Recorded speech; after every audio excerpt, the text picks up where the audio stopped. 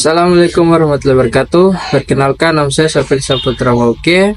Saya dari kelompok 2. Saya akan menjelaskan materi tentang berpancasila dalam kehidupan global yang dalam bentuk SWOT untuk memudahkan, memetakan, dan mempresentasikan peluang dan tantangan penerapan Pancasila dalam kehidupan global.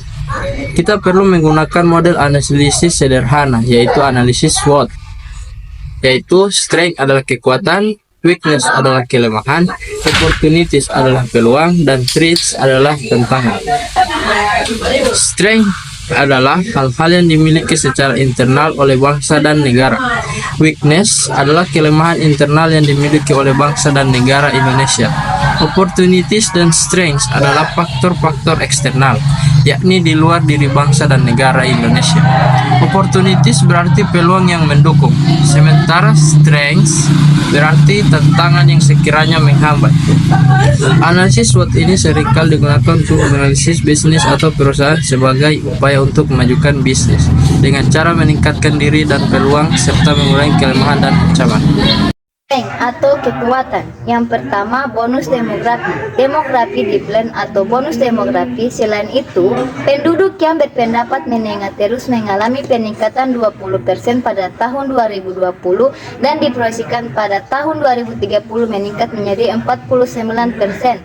Yang kedua, keragaman bangsa Indonesia. Keragaman yang dimiliki bangsa Indonesia menjadi modal penting untuk terus meningkatkan kompetensi multikulturalisme, hidup damai berdampingan dalam keragaman sehingga bangsa Indonesia memiliki kapasitas untuk bergaul dengan bangsa-bangsa lain di dunia.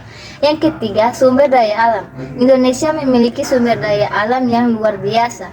Indonesia ialah pengekspor terbesar kayu lapis, plywood, yaitu sekitar 80% di pasar dunia. Keempat, kekuatan militer Indonesia. Indonesia memiliki kekuatan militer yang cukup disegani dunia. Berdasarkan data Global Free Power 2017, peringkat militer Indonesia yaitu 0,347 atau Flow Index, menempati posisi nomor 1 di ASEAN dan nomor 14 di dunia dari 133 negara. Weakness atau kelemahan terbagi 4 bagian. Yang pertama itu sumber daya manusia atau SDM Indonesia rendah. Indeks modal manusia atau Human Capital Index atau disebut HCI, Indonesia masih tertinggal dibandingkan dengan negara-negara lain. Tak hanya dibandingkan dengan jalan negara maju, Indonesia bahkan tertinggal jauh dari negara-negara ASEAN seperti Vietnam dan Malaysia. 2. Pembangunan tidak merata. Pembangunan Indonesia masih belum merata, terutama disebabkan selama puluhan tahun pembangunan Indonesia terkonsentrasi di Pulau Jawa yang menunjukkan bahwa Jawa masih belum menjadi pusat perekonomian nasional dengan kontribusi sebesar 58,48% dari total perekonomian nasional. 3. Kesenjangan ekonomi. Pendapatan rakyat Indonesia juga belum merata, dibuktikan dengan kesenjangan ekonomi yang tinggi. Segelintir orang yang memiliki kekayaan